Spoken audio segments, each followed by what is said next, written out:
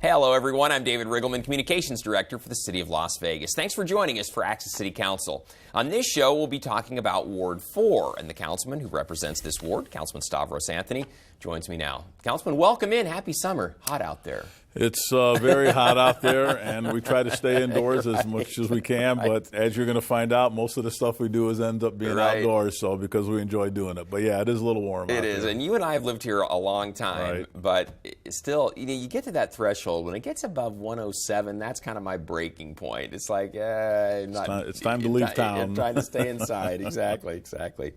Well, Councilman, let's show everybody where Ward 4 is located. Of course, you know this very well, but for those that maybe aren't quite as familiar, it's that area with the big 4 on it, appropriately enough, out in the northwest area. And basically, if you live in this area, work in this area, you're in the city limits of the city of Las Vegas. And of course, as we said, you're represented by Councilman Stavros Anthony. So, good ward. You're seeing some growth out there again, some building going on. Yeah, you know, there's some great communities out there. Sun City, Cimarron, Painted Desert, Desert Shores, the kind of along Cheyenne between 95 and 215. But there's little infill empty pieces of land that are starting to get built. So there's a big piece of property up at 215 in Lake Mead. There's a little 5-acre parcel at Cheyenne and Hualapai that's getting built on. So we finally getting to the point economically where builders are coming in and taking these small parcels and building them out. So we're getting a lot of that. So it's if you're interested in looking for a home in Ward 4, it's a great place to buy a home, and there's some great neighborhoods there, and I'd be glad to be your city councilman. Yeah, it's funny, too. Your other council members, the colleagues, they refer to it as Disneyland. Yes, they do. It's very nice, so that's for sure. Councilman, I think a lot of people know this, maybe they don't. You retired after 29 years with Metro. You were a police officer, worked your way up to captain when you retired. So still being connected to the police department, very important for you. Always in May, that's Police Memorial Month.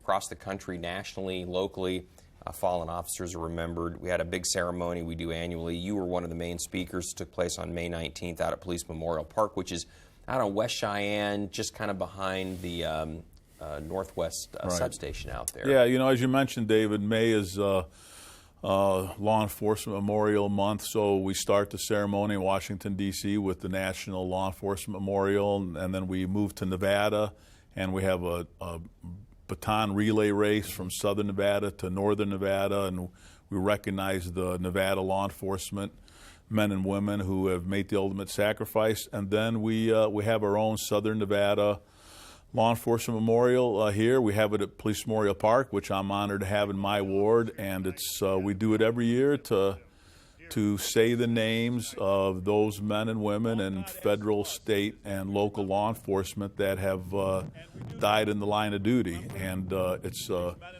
very appropriate event. It's a very solemn event. We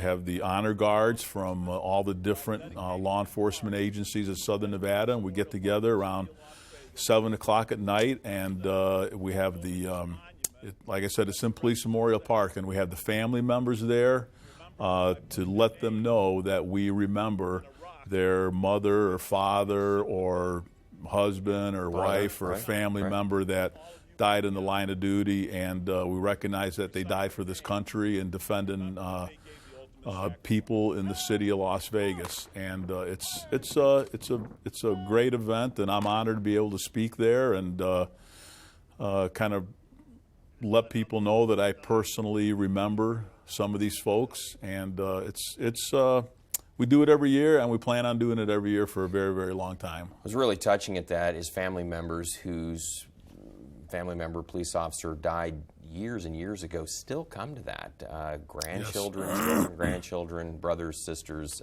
It's amazing after all these years, no matter how many years pass, it's still a very solemn event which family members still return to every year. Yeah, and you know, the most important thing, David, is we say their name.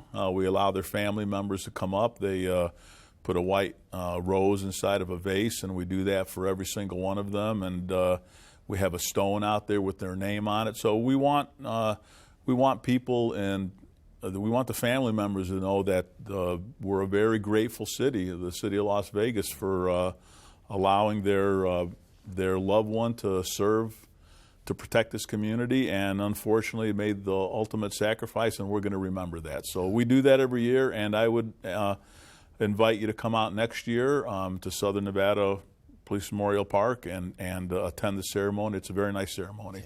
Yeah, it's very, very fitting, as you said, Councilman. Well, one of the officers who's fallen in the line of duty here locally has a school named after him, someone you knew, Mark Carey, and the kids out at Mark Carey also as part of Law Enforcement Memorial Month also marked Mark's sacrifice for the city of Las Vegas. Yeah, this is a really great event. The principal, Sherry McLaughlin, makes sure this occurs. But we remember Mark Carey, who I knew personally. He died in the line of duty. He was a motorcycle officer. He was killed during a domestic violence event, and it's great that we named a school after him. His wife and family members were there for Mark Carey Day.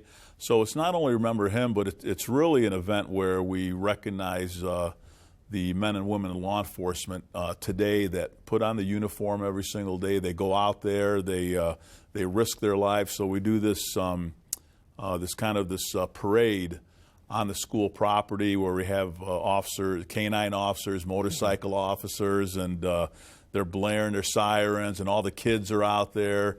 And we remind these kids that these men and women are out there to protect our community, protect them. If any of them would like to go into law enforcement, I mean, they're only elementary school kids, but I'm sure a few of them are thinking about it. We can plant the seed because we always need some great people. So it's a great career to go into. It's a career where you really feel good about going out there and throwing bad guys in jail and protecting people and dealing with victims. But it's a dangerous job, and Mark Carey is one of those men, God bless him, that made the ultimate sacrifice. So we not only remember him and all the officers that have died in the line of duty, but remember all the officers today that put on a uniform to protect. So it's a fun event for the kids because we have the horses and the dogs and that sort of thing. So I enjoy it. It's a lot of fun going out there, and the kids sing this choir like you saw the kids that I was sitting with. So yeah, I enjoy it. Good deal. Of course, Councilman, law enforcement, fire department, they don't do it alone. They get a lot of help from the community, and you recently honored a very important group. In fact, you posted this on Facebook. You put up recognizing the trauma intervention program and great volunteers who respond to major police firefighter incidents. And, of course, this is a very appropriate thing. That group called TIP, you also recognize them at City Council for their contributions. Councilman, for those that don't know, explain what TIP does exactly. Well, it's called the Trauma Intervention Program. So what happens is if you have a major incident, a shooting, where you have a lot of witnesses, victims, people that have impacted, the police and the fire show up, but they have a specific job to do. The firefighters have a specific job. The police officers have a specific job. But to sit down and console victims and witnesses, and we need somebody to do that. And the Trauma Intervention Program is a place where just regular folks like yourself could volunteer and come out on it. You would be called out by the TIP to come out and help police and fire deal with the victims and witnesses and people that just need somebody to sit down and spend a lot of time talking to and let them know what the process is. What are the police officers doing? What are the firefighters doing? And you saw there Captain Flowers from our own fire and rescue. Every year, the TIP program has a banquet where they identify certain individuals that have kind of gone beyond the call of duty, and Captain Flowers from our fire and rescue is one of those folks that they recognize at their banquet. So I decided to recognize the Trauma Intervention Program, Jill Bernacki, the executive director, Captain Flowers, and if you'd like to volunteer, this is a great organization. They train you, they get you up to speed on what you're supposed to do, and you show up on a major incident and help police fire with these auxiliary issues that need to be dealt with that police and fire just don't have the time to do. So please think about joining them, be part of the the community response to really have a good impact on some of these very sad situations that occur. Because you're always dealing with people who are in a terrible situation. They're either a victim of a crime, a family member might be a victim of a crime, their home might have been severely damaged by fire, someone might have been injured in the fire. So tough situations. Yeah, you have somebody who's loved one was hurt very badly, and it'd be nice to have somebody to sit down and talk to, and that's what these TIP volunteers do. So think about volunteering, and hats off to all the volunteers out there today that do that. Well, good for you for recognizing them. Another example of Southern Nevada coming together and taking care of business. Right. Exactly. Well, speaking of business, that's a perfect segue into the next piece here. You were part of a delegation from the Metro Chamber of Commerce that went to Washington, D.C., a big contingent, probably 50 of you maybe, and went back there to do what? What was the purpose of the trip? Well, the Las Vegas Metro Chamber of Commerce puts together a group of people that they think have a stake in Southern Nevada, and we want to go out to Washington, D.C. and let Washington, D.C. know that we're watching what they're doing. We need their support. There's legislation coming up in Washington, D.C. that impacts Southern Nevada, some of it good, some of it bad. This is a great group of people, elected officials like myself, business people, nonprofits, a lot of government affairs folks representing different parts of Southern Nevada, and we want to go back to Washington, D.C. and let them know that Southern Nevada is a force. We want to be business friendly. We want to be a city that welcomes business, that reduces regulations, that allows businesses to succeed and put people to work. And we want to make sure Washington, D.C. is responding to that. So we meet with all our congressional representatives. John Porter, former congressman, was there to help us out. And it's really to let people know that Southern Nevada is paying attention to Washington, D.C. Wow. So who all did you meet with? Our Nevada delegation and any other lawmakers while you were back there? Our Nevada delegation, Heller, Joe Heck, Amadei, Dina Titus, Crescent Hardy. There were a couple other legislators that are thinking about introducing bills that would impact Southern Nevada. We met with the United States Chamber of Commerce. So anybody to get the message across that we want to make sure that Washington, D.C.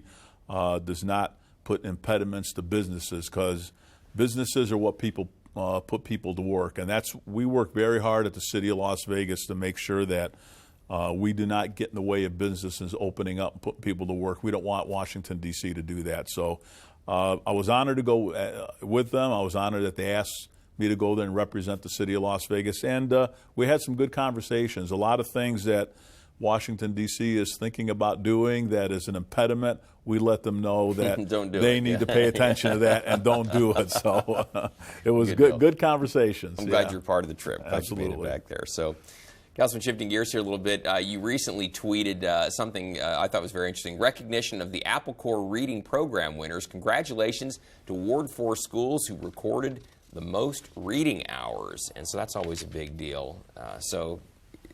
You and the city council members were really supportive of getting the kids to read. That was the whole idea, especially during the summer months. Right, and this is in the entire city of Las Vegas. I mean, I believe between the six wards, kids at Safe Key read about 1.5 million hours worth of reading time. It was absolutely phenomenal. All these kids reading to Safe Key Kids and sitting down and actually reading books and getting away from the phones and all this other stuff. And I'm proud to say that Ward 4 had the most reading time in the city of Las Vegas. But I'm really proud of all the wards. Well, they all did a great job. But, of course, I have to fly the flag for Ward 4. You got to do it. Hey, you won, right? Yeah, so, they're great kids showing up and reading. Please spend more time reading. It's just a great way to learn and get your mind thinking and kind of get away from the electronic stuff every once in a while. Good point. Well, congratulations to the schools out in Ward 4. And also on social media, I want to tell you about this. I think you obviously saw this, Councilman, but Kathy Lynn Giese tweeted, Councilman of Ward 4 in Las Vegas speaking before the Latin Chamber of Commerce. So you were one of their speakers at this as well. Yeah, so the Latin Chamber of Commerce started this kind of a breakfast conversation. So once a month they invite whoever they decide to invite to have a conversation about whatever they want to have a conversation on. And this particular month in May, they invited me to show up and talk about what's happening in the city of Las Vegas. So it was myself and Peter Guzman who sat down, and he asked me a bunch of very good questions about what's going on in the city of Las Vegas, and a lot of it had to do with how business friendly we are and some of the ideas they had. And there's about 50, 60 people there, and it was very good. So they'll have another one next month, and it was a good way they filmed it, they put it on YouTube. I was kind of surprised how many people actually hit on it and listen to what I have to say, but there was a good amount of folks there, and again, it was talking about how the city of Las Vegas is working to make sure we're business friendly. Yeah, absolutely. Yeah. Well, you've been very business friendly in Ward 4. You have a business council that you get together with. You recognize businesses. We recently recognized businesses that are 25 years and older in each of the wards. So that business connection is something you've really worked at. And we've done a lot of things like reduce the number of business licenses by 50%. Most of the time you can do things at the City of Las Vegas online. You don't even have to come down to a building. So if somebody wants to open up a business, we're trying to make it as easy as possible. And if you have any ideas out there, please contact me and let me know. But that's what the Latin Chamber of Commerce is all about, is making sure that they represent their businesses with local government to make sure that they're not an impediment to them putting people to work. Yeah. That's right up your alley, too. I know that's something absolutely you believe in as well. So, Councilman, you have a new library out your way in Ward 4, the Cimarron Park Library. Is this? Tell me about this. Is it a new one or? Well, it's interesting. There's a family in Ward 4, Miss Krikorian, who contacted the Cimarron Rose Park and said, we have this program. There's 40,000 around the United States where they have a free library, and they're registered. They go through a specific program, and there are these kiosks that are put up where people come by. They put books in, and then somebody else comes by and takes the books out. And then once they read them, they put them back in, and they brought that to the Cimarron Rose management and myself, and we decided to put one in at that particular location. So we did an unveiling. It was a lot of fun. We had snow cones out there. It was really hot. Yeah. But it was we unveiled them, and it's just a little kiosk, and you can show up and take a book and read it. There were some Harry Potter books in there that I brought and put in there. As soon as I put them in, a couple of kids came up, took them back out. So they're going to read them, and then they're going to bring them back. So it's a free library. It's kind of an informal library. It is, and it's for kids' books primarily. But it's a way for people to come and get a book, but then they see the Cimarron Memorial Park, and then they go inside and they hear about the great community activities that we have, and then they go in the back of the building, and there's a basketball court and some swings and some exercise areas.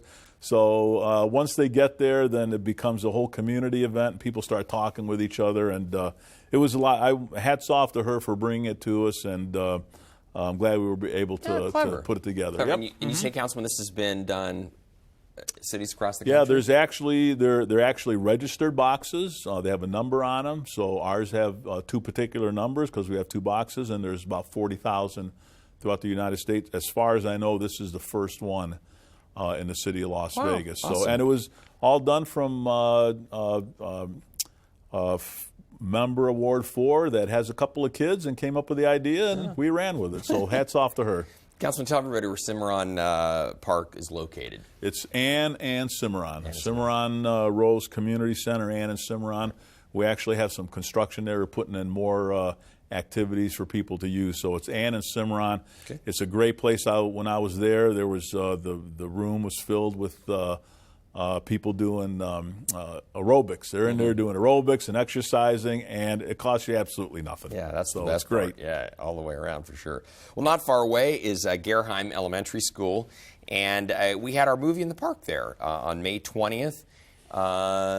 Movie was Inside Out. Inside Out. Yeah, we do this every year at Gerheim Park. It's kind of partnered up with Gerheim Elementary School, but everybody's invited, and every year it gets bigger. It was absolutely huge turnout. You can see it was a nice cloudy sky out, so the sun wasn't beating down too bad, and we had activities out there. We had Zumba. The kids are running around. We had some food trucks. I got to meet with everyone, talk to folks. They let me know about some of the things happening in their particular neighborhood. And when the sun went down, they showed the movies. It's a lot of fun. So we do this every year. Everybody's invited, not just Gerheim Elementary School kids. And it's a lot of fun. There's popcorn everywhere, all over the place. And it's free. And it's free, absolutely. Right. And then you had another one out at Desert Shores, not to leave anyone out. There was one over at Desert Shores as well, June 10th, and same movie. Same movie, Inside Out. Now, this one's a little bit different because it's in the lagoon. You're sitting on the sand. You have palm trees around you. That's a great turnout, too. Look at all those people. There must have been 200-300 people out there, and it's kind of like it's obviously a lagoon setting, and we bring out the movie and the screens, and again, it's free. It doesn't cost the residents anything. We actually partner up with the Desert Shores Homeowners Association on this one, which is great. But if you live in Desert Shores, it's a great place to go and watch a movie, and there's sand, and it's kind of like you're in Hawaii. Yeah. So we'll pick those up again later on. We don't usually do those in the summer when it's 115 like it's been. So anyway, I wanted to point something else out. This was posted on Instagram. Zane Johnson posted a great picture of a dog enjoying Police Memorial Park, and Zane says, "Got a new phone, with a good camera. So get ready for 1 million dog pictures," which is really good. And then that sparked, I know you're proud of these parks, that sparked a response from Greyhound Corner.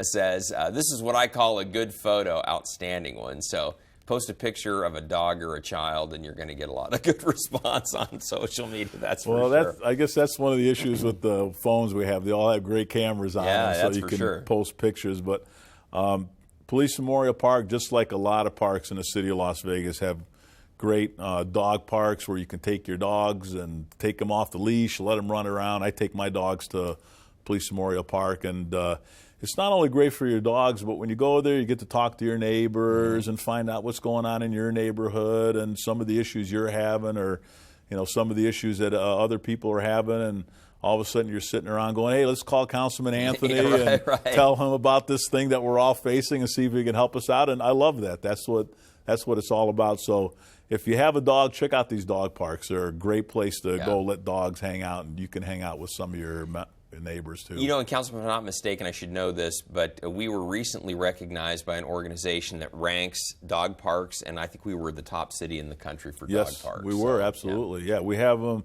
in just about every park, and we maintain them. We make sure we switch them out so the grass stays nice and green, and people love their dog parks. Barkham Basin Park is a big one. We had the neighbors called me a couple of years ago and said, "Hey, we'd like to have some lights out here so we can take them out at night when it's hot out." A couple weeks later, we had some lights out there, and they absolutely love it. Yeah. So that's what we're supposed to be doing. Yeah, good stuff. And please pick up after your dog if you go out there. My pet peeve. I use the dog park all the time. The bags are right there, and so is the trash can. So. I'll have to say the people that use the dog parks are pretty good about that. Yeah, pretty good. They are. But that's a good reminder. 95%, right? Exactly. All right. And Councilman Summer Splash took place back June 4th. We talked about this last time you were on the show, that it was upcoming out at Durango Hills Community Center. It's a YMCA buildings operated or owned by the city. It's operated by the Y. And Summer Splash is always a big event. It was perfect timing because it was getting really warm.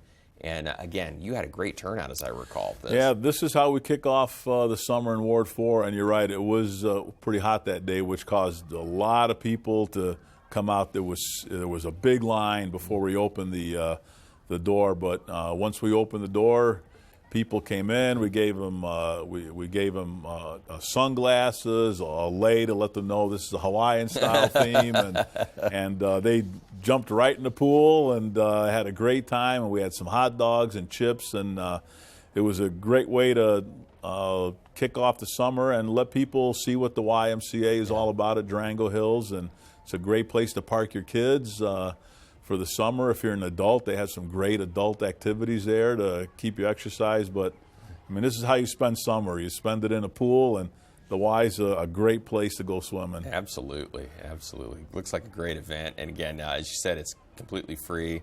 And boy, you had a big turnout. That's a lot of folks. So that's a great facility, too, with the slide and everything else. That's the float like a duck. And their safety is a big deal for them. They have lifeguards everywhere. They're paying attention. So you know your kid's going to be safe at the Y. Well, and speaking of which, Councilman, if you missed that event, don't worry, because coming up on July 6th, you're going to have your splash and swim lessons out there. This is free, but it's basically a pool safety effort, right? Yep. Come out, and the first thing we want to do is make sure that your kids can swim safely before they're jumping all over the pool. So it's ages 3 to 5 and 6 to 12. Those are the two groups, 3 to 5 and 6 to 12. And bring them on out. It's free. We'll give them lessons, and you'll have some peace of mind that they can go swimming safely. So come on out. We'd be glad to show your kids how to swim. And we're doing that 5 to 7 in the evening, which is probably on July 8th going to be a better time to get out there as opposed to, 2 o'clock in the afternoon. Yeah, the Durango Hills Y, it's right in the middle of my ward. There's hundreds of houses that surround it, and it's if you haven't paid attention to what's going on there, please show up and find out some of the great activities they're having. Yeah. Good location, easy to get to, and it's a beautiful facility all the way around. So. Well, Councilman, great show. We want to tell everybody out there that if you want to get in touch with Councilman Anthony, we want to hear from you. So if you have something you want to share on social media, maybe be part of our social media segment, hey, contact us. This Councilman is on Facebook and Twitter, as you saw during the show. And those are his handles right there, as you can see on the screen. And then also, if you just want to pick up the telephone and contact Councilman that way, hey, we do that too. We still have phones around here, 702-229-6405, or you can always send him an email at santhony@lasvegasnevada.gov.